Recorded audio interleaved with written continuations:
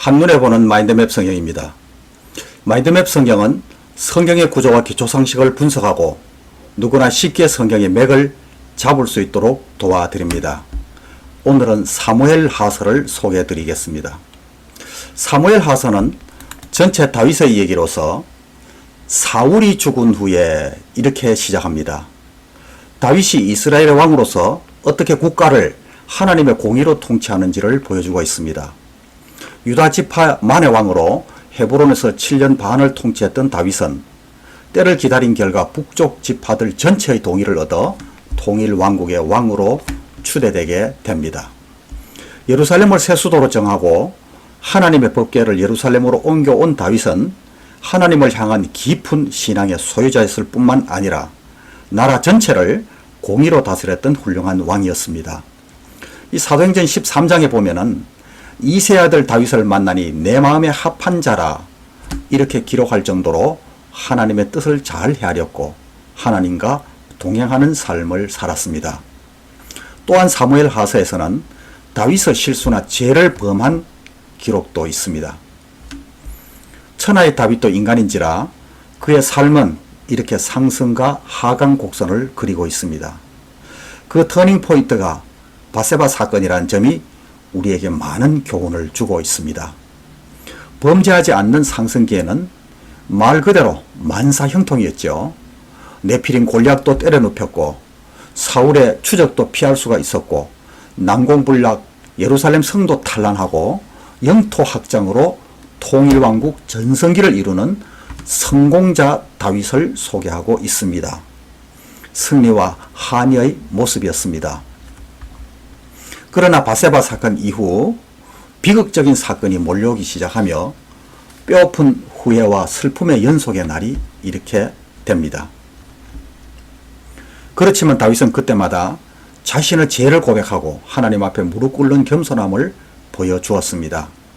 사무엘 하서는 다윗이 왕이 된 후에 있었던 사건들을 중점적으로 다루고 있습니다. 요약 내용을 읽겠습니다. 하나님을 전적으로 신뢰하는 목동 다윗에게 기름 부으셔서 왕으로 삼으시고 하나님의 성전을 짓고자 하는 다윗을 사랑하셔서 그의 왕국을 영원히 경고케 하시며 그의 후손을 통한 메시아 언약을 기록한 책입니다. 첫 번째 단어는 다윗의 정치적 부흥기를 소개하고 있고 두 번째 단어는 영적 부흥기, 세 번째 단어는 군사적 부흥기를 소개하고 있습니다. 네 번째 단어는 다윗의 범죄 내용을 소개하고 이후 다윗의 시련과 다윗의 말년 이야기를 차례로 소개하고 있습니다. 다윗의 정치적 부흥기의 시작은 1장에 다윗이 시글락에서 사울과 요나단의 죽음 소식을 듣게 되면서 시작됩니다. 사울의 진영에서 도망 나온 한 청년이 있었는데 그 청년이 사울의 죽음을 전했습니다. 이 청년은 자기 공적을 인정받기 위해 사울의 죽음 소식을 왜곡시켜서 부상당한 사울의 요청에 따라 자신이 죽였다고 보고했습니다. 다윗은 그렇게 보고하는 아말렉 청년을 징벌하고 슬픈 노래, 활의 노래를 지어서 사울의 죽음과 요나단의 죽음을 깊이 애도했습니다. 사울과 요나단이 활을 잘 쏘았기 때문에 이 슬픈 노래를 활의 노래라고 하였고 그 내용은 사울의 죽음에 대한 슬픔, 요나단의 죽음, 백성들의 죽음, 하나님의 이름이 땅에 떨어짐을 슬퍼하는 내용이었습니다. 드디어 다윗은 하나님께 기도하니 헤브론으로 올라가라고 하심으로 헤브론에서 유다 족속의 왕으로 두 번째 기름 부음을 받게 됩니다. 그러나 아직 11지파는 군장 아브넬이 사울의 아들 이스보셋을 길르앗과 마하나임 왕으로 추대하고 2년 동안 다윗의 집과 대립하고 있는 상황입니다. 나중에 아브넬은 다윗을 향하신 하나님의 계획을 인지하게 되고 이스보셋과 이스라엘 장로들을 설득하여 온 나라를 다윗에게 넘기게 됩니다. 벳산 성벽에 달려있는 사울의 시신을 야벳으로 옮겨서 에셀나무 아래에 장사한 길랏 야베스 사람들을 다윗은 뒤에 격려하게 됩니다. 유다 지파의 왕 다윗과 아브넬에 의해 11지파의 지지를 받아 이스보셋이 왕노릇하고 있는 이스라엘과의 전쟁은 필연적이 되었습니다. 아브넬은 이번 전쟁에 꼭 싸우려는 것이 아니라 자기 세력을 인식케 하여서 다음에 다윗과 하나가 되었을 때 자기 자리를 확보하려고 하는 전쟁입니다. 이미 사울의 집안은 기울어졌다는 것을 알고 있는 아브넬은 자기가 가지고 있는 것이 너무나 크기 때문에 이것을 포기할 수가 없어서 다윗과 전쟁을 하기는 하지만은 자기 세력을 나타내려고 하는 전쟁인 것입니다. 이 전쟁은 이스라엘의 군사령관 아브넬과 다윗의 군사령관인 요압과의 대립이 되었습니다. 처음부터 싸우려는 전쟁이 아니므로 전쟁이 지지부진하게 되었습니다. 이때 심심하니까 12명씩 부하를 불러내어서 들판에서 칼장난을 하게 한 것인데 요압의 밀명으로 다윗 진영 병사들이 칼로 찔러 상대를 죽였습니다. 그렇게 사람이 죽고 피를 보게 되니까 진짜 싸움이 되어버린 것이죠. 싸워서는 안 되는 전투인데 싸움이 일어난 것을 본 아브넬은 피해서 도망가기 시작합니다.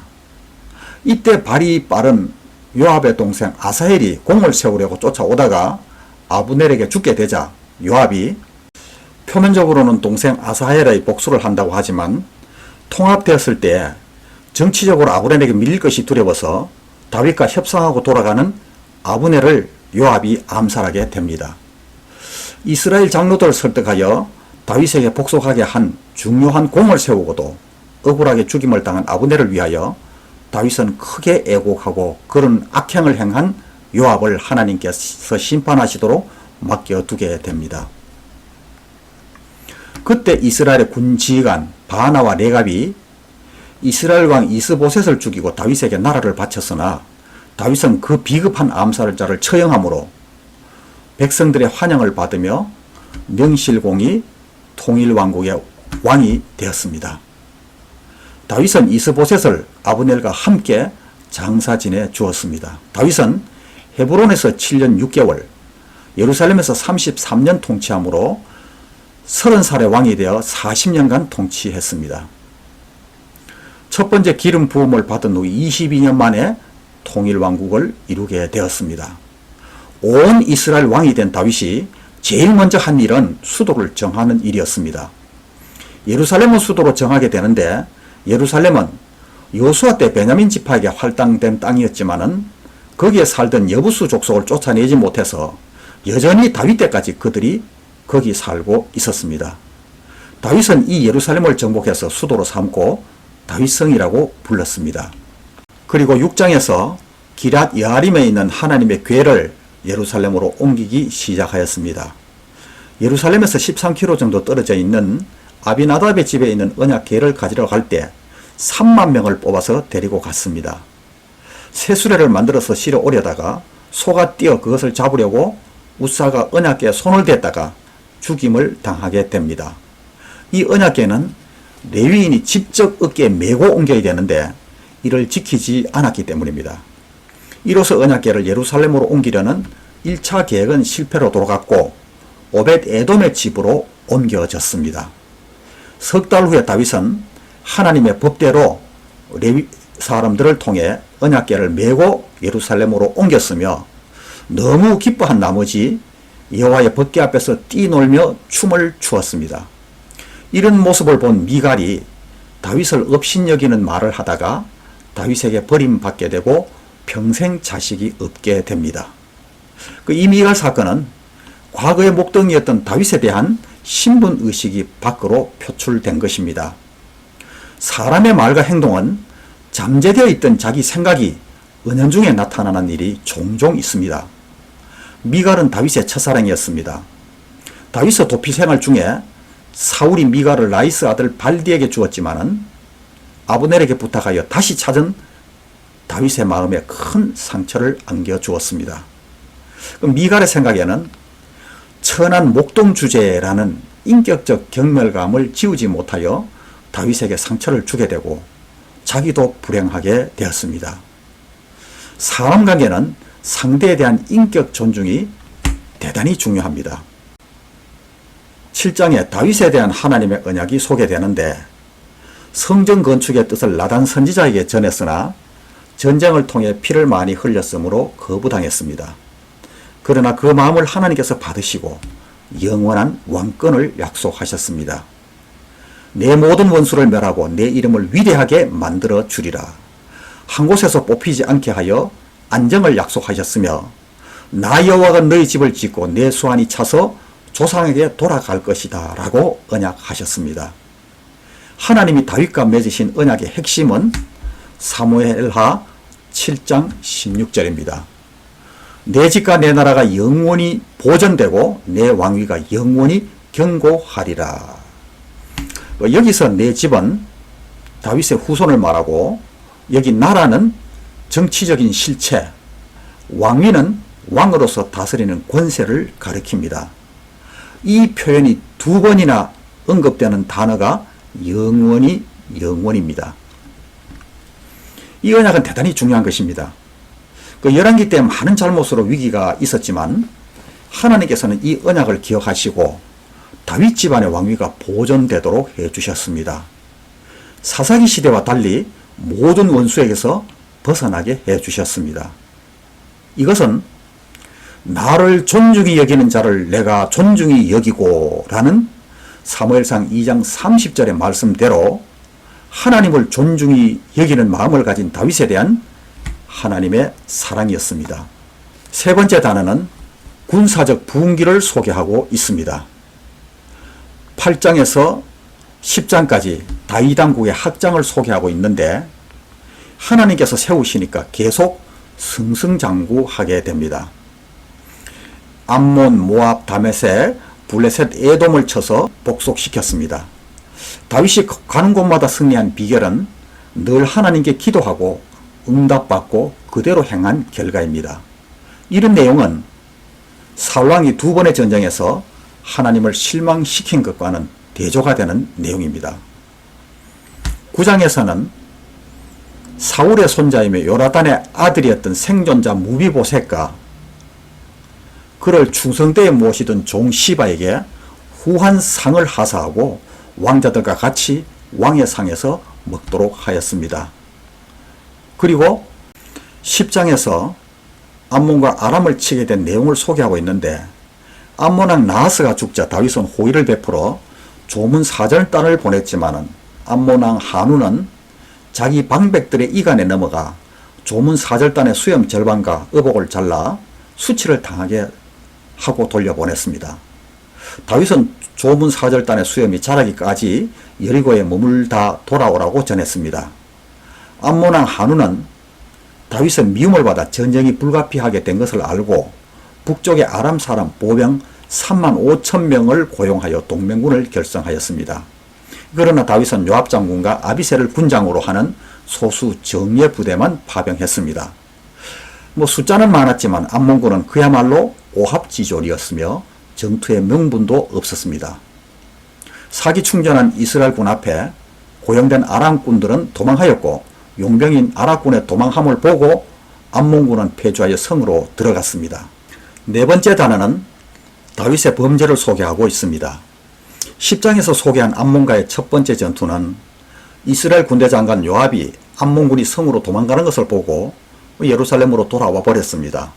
그것으로 끝이 났지만 그러나 11장에서는 암몬의 수도 랍바성 함락을 목표로 공격을 감행하고 있었습니다. 이때 다윗은 전쟁에 참여하지 않고 예루살렘에 남아 있었습니다. 다윗은 왕궁 지붕을 거닐다가 목욕하고 있는 우리아의 아내인 밧세바를 데려와 동침하는 일이 생겨서 승승장구하던 다윗의 인생의 터닝포인트가 되어 그의 인생의 먹구름이 들이우게 됩니다. 내가 잉태하였나이다 하는 밧세바의 한마디에 다윗의 일탈은 큰 죄악으로 번지게 됩니다. 밧세바를 통한 범죄를 은닉하기 위해 다윗은 암몬의 수도 랍바성을 공격하는 전투에 출전 중인 밧세바의 남편 우리아를 불러들여 밧세바와 동침하게 하였으나 우리아는 동료가 전쟁에 있는데 내가 어찌 편안히 집에 가서 가족들과 함께 할 수 있겠는가 하며 왕궁에서 보초를 서게 됩니다.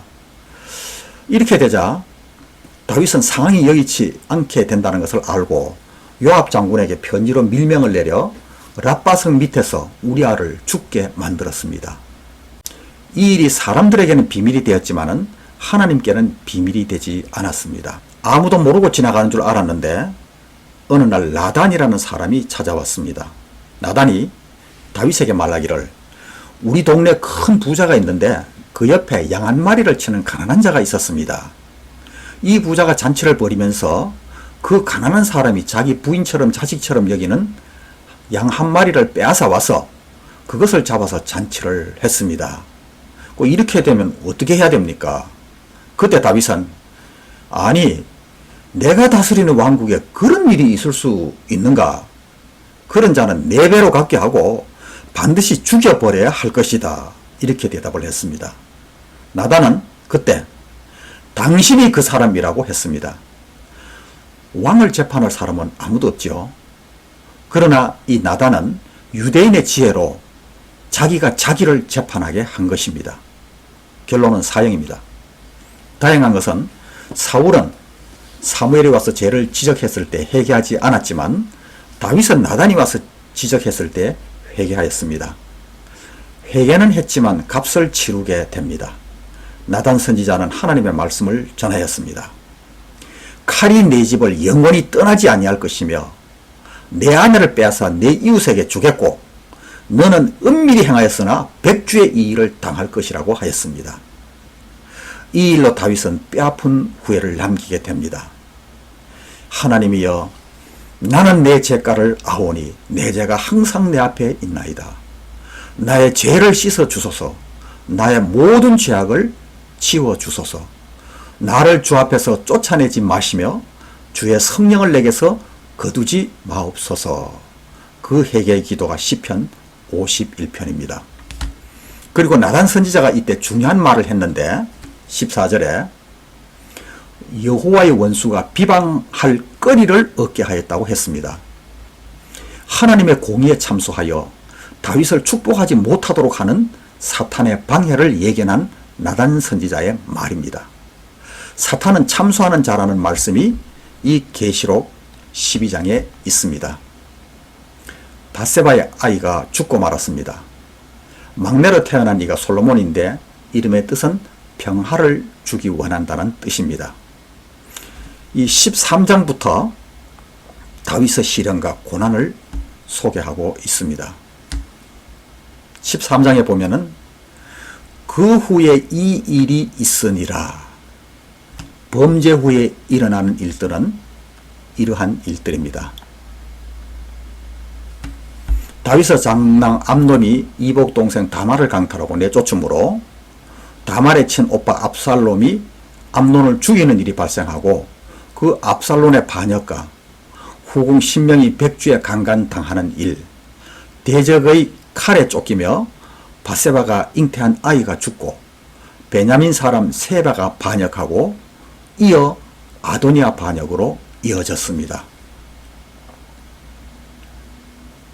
13장의 암논이 이복 여동생 다말을 사랑하여 강간한 후 변심하여 다말을 버렸다는 소식을 듣고 그의 오빠 압살롬이 복수하여 암논을 죽이고 다윗을 두려워하여 북쪽 아람 소국 중의 하나인 그술로 도피하여 다윗의 노기가 풀릴 때까지 그곳에서 3년 동안 압살롬은 머물게 됩니다. 세월이 지나자 도피해 있던 압살롬을 그리워하며 염려하는 다윗의 모습을 보고 요압은 압살롬의 기한을 위한 탄원을 하였고 그 결과 압살롬은 3년간의 만명생활 끝에 예루살렘으로 귀환하였습니다. 그때부터 2년 동안 예루살렘 귀환을 허락받았지만은 만나 주지 않는 미복권 상태에 놓여 있었습니다. 압살롬이 왕의 얼굴을 보지 못하므로 요압의 밭에 불을 질러 동기부여를 하여 다시 요압이 다윗왕을 만나 완전한 화합할 것을 중재하게 됩니다. 다윗은 암논을 죽인 압살롬을 용서는 하였지만 화목한 관계까지는 가지 못했는데 이때부터 얼굴을 보도록 허락하였습니다. 이 15장에는 다윗과 대면한 압살롬이 자기 아버지를 가까이 자세히 보니까 이제는 늙어서 옛날의 용장 다윗이 아님을 알고 반란을 시도하게 됩니다. 이 압살롬은 헤브론에서 낳은 셋째 아들로 그술왕 달메의 딸 마아가에서 낳았습니다. 그는 미모의 동생 다말을 강간한 장형 이 암논을 죽이고 다윗이 두려워 그술 외가에 가서 3년간 있었습니다. 여기 있는 이 명단은 다윗의 아내들인데 압살롬과 다말은 마아가의 자식이고 솔로몬은 밧세바의 막내입니다. 여기에서 미갈이 없는 이유는 미갈은 자식이 없었기 때문입니다. 압살롬은 다윗을 만나 헤브론에 가서 하나님께 서원한 제사를 드리러 갈 것을 청했습니다. 헤브론은 아브라함이 제단을 쌓았던 곳으로 예루살렘이나 마찬가지로 신앙의 중심지이기 때문에 다윗은 조금도 이상하게 생각하지 않았습니다. 헤브론에 간 이 압살롬은 전국에 파바를 보내어 압살롬이 헤브론에서 왕이 되었다라고 선포하고 다윗의 모사 길로 사람 아히도벨을 불러 책사로 삼았습니다. 다윗은 압살롬의 반역 소식이 전해지자 부자지간의 전쟁을 피하려고 예루살렘을 비우기로 다짐하고 신복들을 설득하였습니다. 그것이 15장 15절의 내용입니다. 피난길에 오른 다윗은 벳메르학이라는 지방에 머물게 되었습니다. 현재 이곳은 어디인지 알 수 없지만 예루살렘에서 여리고로 가는 길목에 있는 다윗의 별궁으로 추측하기도 합니다. 이곳에서 다윗을 따르던 사람을 언급하고 있는데 가드에서 온 600인이 다윗을 따라갔습니다. 그들을 그렛 사람 또는 블렛 사람이라고 불렀습니다. 이들은 다윗이 가드 망명 시절에 다윗을 추종하여 도와준 사람들로서 그들의 대장은 이때였습니다. 이때는 무용이 출중하므로 그를 인정하여 장군으로 임명했는데 얼마 후에 요압과 아비새와 동등한 입장에서 반란군을 진압하는 다윗군의 지휘관이 되어 크게 활약했습니다. 다윗 일행은 여리고로 가고자 예루살렘과 갈람산 사이에 있는 기드론 계곡을 건넜습니다. 이곳까지 레위인들과 제사장 사독이 언약궤를 메고 나왔습니다. 사무엘하 15장 25절에 왕이 사독에게 이르되 보라 하나님의 궤를 성읍으로 도로 메어가라. 만일 내가 여호와 앞에서 은혜를 입으면은 도로 나를 인도하사 내게 그 궤와 그 계신대를 보이시리라 하고 돌려보냈습니다. 참으로 이것은 다윗의 깊은 신앙을 보여주는 한 장면입니다. 법궤가 함께해야 정통성이 인정이 되고 백성들의 지지를 받을 수 있지만 그러나 다윗의 마음을 26절에 잘 나타내었는데 선히 여기시는 대로 내게 행하시옵소서. 하나님의 처사에 자기 자신을 모두 맡기겠다는 것입니다. 겸하게 처분만 바라는 이 모습은 자신의 무가치함을 인정하고 하나님의 뜻에 철저히 순복하겠다고 하는 다윗의 진정한 겸손과 순종의 자세가 아닐 수 없습니다. 다윗이 감람산길을 올라갈 때 다윗의 친구인 후세가 다윗을 마중 나왔습니다. 다윗은 후세를 신뢰함으로 아히도벨의 모략을 패하게 하기 위해 밀명을 주어 목숨을 걸고 예루살렘에 들어가라고 명했습니다. 후세는 다윗의 친구이자 책사입니다. 후세가 1인자였고 아히도벨이 2인자였는데 아히도벨은 다윗의 친구임에도 압살롬의 야심을 알고 자기가 1인자가 되고 싶어서 압살롬을 부추긴 사람입니다. 시편 41편 9절에 내 친구가 나를 죽이려고 하나이다. 아히도벨을 일컫는 말입니다. 내가 신뢰하여 내 떡을 나눠 먹던 나의 가까운 친구도 나를 대적하여 그의 발꿈치를 들었나이다. 이렇게 안타까워하였습니다. 16장에는 급하게 도피할 때에 베냐민 사람 시므이가 나타나서 다윗을 저주하였습니다. 그때 아비새가 죽이고자 하였으나 다윗은 내 이 비참함을 보고 하나님께서 나를 긍휼히 여기시면 좋겠다. 그렇게 말하면서 달게 받아들였습니다. 늘 사람과의 관계보다 하나님과의 관계를 의식한 다윗의 삶이었습니다. 다윗의 시편은 모두 내용이 자신의 억울함과 괴로움을 하나님께 호소하여 하나님이 해결해 주시기를 바라는 마음으로 기록된 기도들입니다. 아히도벨의 전략은 압살롬에게 당신이 전에 아버지와 화해한 적이 있지 않습니까? 그래서 백성들이 당신을 유력하게 보고 딸고자 하지만은 부자지간의 싸움은 칼로 물베기인데 전에처럼 악수하고 해결돼 버리면은 자기들만 입장이 곤란하게 되므로 적극 가담하지 않고 몸을 사리게 되어 있습니다. 백성들이 보기에도 집안 싸움으로 본다는 거지요. 백성들이 마음을 정하기 어렵기 때문에 다윗과는 절대 화해할 수 없다는 것을 보여줄 필요가 있습니다. 그러기 위해서는 다윗의 10명 후군과 동침하여 절대 화해할 수 없다는 것을 보여주면은 이제는 다시 합치지 않겠구나 그렇게 생각하고 백성들은 안심하고 당신 편에 붙을 것입니다. 어차피 다윗은 늙었고 당신의 나라가 될 거 아닙니까? 그렇게 되면 힘을 빨리 얻게 됩니다. 이렇게 되어 22절에 이에 사람들이 압살론을 위하여 옥상에 장막을 치니 압살론이 온 이스라엘 무리의 눈앞에서 그 아버지의 후궁들과 더불어 동침하니라. 참 기가 막힌 일이 벌어집니다. 야심과 욕심의 노예가 되면 이렇게 추해지게 됩니다. 17장에는 거침없는 아이도벨의 2단계 계략이 이어집니다. 다윗이 용장인데 지금 추격하여 빨리 죽이지 않으면 어렵게 됩니다. 그래서 그 말을 1절에 아이도벨이 또 압살롬에게 이르되 이제 내가 사람 12,000명을 택하게 하소서. 오늘 밤에 내가 일어나서 다윗의 뒤를 추적하여 그가 곤하고 힘이 빠져 있을 때 기습하여 그를 무섭게 하면은 그와 함께 있던 모든 백성이 도망하리니 내가 다윗왕만 쳐 죽이고 모든 백성이 당신께 돌아오도록 하리니 그리하면 모든 백성이 편안하리이다 하니 압살롬과 이스라엘 장로들이 다 그 말을 옳게 여겼습니다. 참으로 이렇게 다급하게 압살롬에게 쫓겨 도망갈 때에 지은 다윗의 시가 시편 3편입니다. 여호와여 나의 대적이 어찌 그리 많은지요. 일어나 나를 치는 자가 많으니이다. 많은 사람이 나를 대적하여 말하기를 그는 하나님께 구원을 받지 못한다 하나이다. 아들에게 쫓겨가니까 그렇게 말한다는 거죠. 절박할 때 지은 시입니다. 너무나 절묘한 아이도벨의 계략이 결정되려는 순간입니다. 예루살렘에 위장전환한 후세가 그때 그 사이를 가로막았습니다. 이미 대세가 기울었으므로 충분한 시간을 가지고 백성들 보는 앞에 당당히 왕의 위엄도 세울 겸 축교군을 대규모로 동원하는 것이 좋을 듯합니다. 이에 압살롬과 온 이스라엘 사람들이 이르되 후세의 계략에 아이도벨의 계략보다 낫다 하니 이렇게 사무엘하 17장 14절에 기록하고 있습니다. 이것은 다윗이 아이도벨의 계략을 어리석게 하옵소서 하며 기도를 많이 한 다윗의 기도가 응답된 것입니다. 그 덕에 다윗은 마하나임으로 피신할 수 있는 시간을 확보할 수 있게 되었습니다. 그렇게 되자 아이도벨은 이미 대세가 기울어 잘못되고 있다는 것을 인식하고 고향으로 돌아가 자살하고 맙니다. 18장에 이제 결전의 날이 다가옵니다.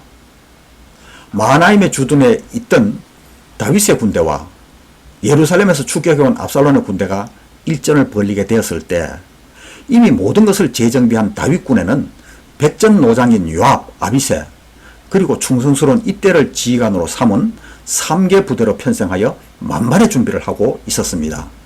이 3절에 그때 다윗이 압살롬을 죽이지 말아달라고 아버지의 마음으로 그들 장군들에게 부탁을 하였습니다. 압살롬은 당연히 자기가 이길 것으로 알고 나귀를 타고 품위 있게 나타났습니다. 나귀는 전쟁용이 아닙니다. 빠르지도 않고 낮기 때문입니다. 상수리 나무 밑에서 머리 손질하다가 갑자기 군사들이 들이닥치니까 당황하여 뒤돌아 서다가 나무에 걸렸습니다. 그때 요압이 압살롬을 죽여버렸습니다. 그날 전쟁에는 살육이 심하여 전사자가 2만 명에 이르렀습니다. 이날 전쟁은 모든 것이 다 정비된 상태이므로 노련한 다윗군의 일방적인 승리로 끝이 났습니다. 압살롬의 죽음으로 다윗의 마음이 심히 아파서 문 위층에서 올라가 내 아들 압살롬아, 내 아들 압살롬아, 차라리 내가 너를 대신해서 죽었더라면 좋을 뻔했다 하며 슬퍼했습니다. 압살롬은 장점을 많이 가지고 태어났지만은 그 장점 때문에 죽음을 부르게 되었습니다. 그러나 다윗은 이 비극이 자신의 죄악에 대한 결과로 생각하였습니다. 19장에는 다윗의 예루살렘 기항과 시므이의 시위 사건을 소개하고 있는데 다윗이 지나치게 슬퍼하는 모습을 보고 요압의 협박 어린 말로 항의를 하였습니다. 요압이 경질되고 그 일로 아마사를 군대 장관으로 임명하는 무리한 인사 조치도 단행이 되었습니다. 이 일로 아마사가 20장에서 시기를 받아 요압의 손에 피살되는 일까지 벌어지게 됩니다. 다윗이 예루살렘으로 귀환하자 다윗이 급하게 예루살렘에서 도피할 때 다윗을 저주했던 시므이가 자기 부하 1000명을 배석시키고 타진해 왔습니다. 이것은 막바지에서는 지도 고향에게 달려들 수 있다는 모습을 한 협박 섞인 타진입니다. 처음부터 이 모든 부류는 자신의 죄가로 받아들이고 있던 다윗은 시므이의 이 뻔뻔함에도 넓은 가슴으로 받아들일 수가 있었고 이 일로 백성들로부터 칭송을 불러일으켰습니다. 농공행상 차원에서 요단 동편 도피 시절에 도움을 주었던 길앗 사람 바르실레를 등용하려 했으나 80세 고령을 탓하며 거절하고 자기 아들 김함을 추천함으로 받아들이게 됩니다. 20장 이후에 또 한 번 반란 사건이 일어나게 됩니다. 이 하나님께서 다윗의 범죄를 용서는 하셨지만 다윗의 삶에 엄청난 시련과 고난이 이어졌는데, 그렇다면 하나님께서 다윗의 범죄에 무엇을 용서하셨고 용서 후 닥치는 징계는 무엇인가? 우리는 그것을 좀 정리해야 되겠죠. 하나님께서 용서하신 것은 하나님과 영원한 단절에서 용서하신 것입니다. 하나님과의 관계는 끊어지지 않고 다윗에게 한 모든 약속은 다 이루시겠지만은 다윗 개인의 죄가 너무나 크기 때문에 가정과 나라에 큰 악영향을 끼쳤습니다. 그러므로 오가는 세대의 본이 되기 위해서는 그 징계를 내리셔야 되었고, 시련과 고난을 통해 더욱 낮아지는 삶이 된다면 그 고난과 시련은 오히려 복이 되게 되어 있습니다. 압살롬의 반역을 진압한 다윗은 도피해 있던 마하나임으로부터 예루살렘으로 황궁하게 됩니다. 그러나 다윗의 황궁 문제를 둘러싸고 유다 지파와 나머지 이스라엘 지파 간의 갈등을 틈타서 세바라는 사람이 이스라엘 사람들을 선동하여 반란을 일으켰습니다. 다윗은 신속하게 세바의 반란을 진압하기 위해 3일 내에 유다 사람을 소집하도록 명령하여 아마사를 파송했습니다. 아마사가 압살롬 편에 있었던 관계로 백성들의 신임을 받지 못한 상태에서 그런지 다윗과 약속한 3일 동안 유다 사람들을 소집하지 못하고 말았습니다. 3일이 경계하자 다윗은 아마사를 의심하여 다시 아비새에게 출정 명령을 내렸습니다. 이때 요압은 압살롬을 죽인 일로 군대 장관에서 해임된 상태이고 아비새가 군대 장관이 되어 있었습니다. 요압도 이때 함께 갔는데 일이 잘 풀리지 않아서 고심하던 아마사가 요압을 보니까 도움을 얻을까 싶어서 반가이 그를 맞이할 때에 요압은 입을 맞추려고 포옹하는 채 하다가 아마사를 칼로 찔러 죽였습니다. 요압은 기본에서 아마사를 죽이고 세바의 거점인 아벨성을 공격하려 하였습니다. 전쟁이 일어나게 되면 인명피해가 많이 일어난다는 것을 안 아벨성의 한 지혜로운 여성이 세바의 머리를 베어 성 밖에 있는 요압 장군에 내어 던져서 성읍 사람들은 무사하였고 세바의 반란은 진압되었습니다. 21장에서 24장까지는 다윗의 말년을 소개하고 있습니다. 여기에서 아마사와 요압, 아비새 그 관계를 잠깐 살펴보게 되면은 아마사는 아비가엘의 아들이고 요압은 수루아의 아들인데, 여기 아비가엘은 다윗의 아내 아비가엘이 아니고 다윗의 누나입니다. 수루아와 아비가엘은 다윗의 누나입니다. 21장에서 24장까지는 다윗의 말년 통치를 소개하고 있습니다. 21장에 기본 사람들의 원한과 다윗의 용사들을 소개하고 있습니다. 3년간 비가 오지 않아서 다윗이 기도하자 사울이 조약을 맺은 기본 거민들을 쳤기 때문이라고 하나님께서 가르쳐 주셨습니다. 사울 자손 친명을 내어주어 원수를 갖게 함으로 이 문제는 해결이 되었습니다. 이러한 내용은 하나님께서는 언약의 신실하심을 우리가 또 한 번 알 수가 있게 되는 내용입니다. 22장에는 승전에 대한 다윗의 찬양이 있고 그 23장에서는 다윗의 용사들을 소개하고 있습니다. 끝까지 다윗에게 충성한 사람들은 이런 사람들이었습니다. 첫 번째는 나단 선지자. 다윗의 인간적인 실수, 잘못을 모두 알면서도 한결같은 마음이었고, 두 번째 다윗의 경호실장 분하야. 다음은 제사장 사독. 압살롬 아도니아 반역 때도 다윗 편에 있었기 때문에 그의 후손은 예수님 시대까지 제사장직을 맡을 수가 있었습니다. 또한 충성스러운 우리아 장군, 그리고 37인의 용사들을 소개하고 있습니다. 다윗의 용사들은 다윗이 사울을 피해 도피생활을 할 때 모여든 사람들이었습니다. 그들은 다윗이 어려움이 있을 때 나왔고 끝까지 충성한 용사들이었습니다. 심지어는 이방인 중에서도 나온 사람이 있었고 에브라임 산지와 요단 건너편에서도 나왔습니다. 24장에서는 하나님이 진노하시는 인구조사와 재앙을 내리신 사건이 있습니다. 그 성경에 나오는 인구조사가 두 번 있었는데 민수기 때 인구조사를 했고 다윗 시대 때 이 인구조사를 했습니다. 그러나 민수기 때 인구조사는 하나님이 인정하는 인구조사였고 다윗의 인구조사는 그 성격이 다릅니다. 하나님께서 진노하시는 인구조사였습니다. 성군 다윗도 모든 것이 형통해지니까 이스라엘은 하나님의 백성이라는 사실을 잊고 다윗 자신의 백성 군사로 생각하고 계수하고자 하자 선지자 갓을 통하여 하나님의 뜻이 전달되었습니다. 그걸로 택하라는 것이죠. 7년 기근과 대적에게 석 달 쫓기는 일과 3일간의 온역 중에서 택하라고 했는데 다윗은 하나님의 직접적인 징계인 온역을 택하면서 회개하였습니다.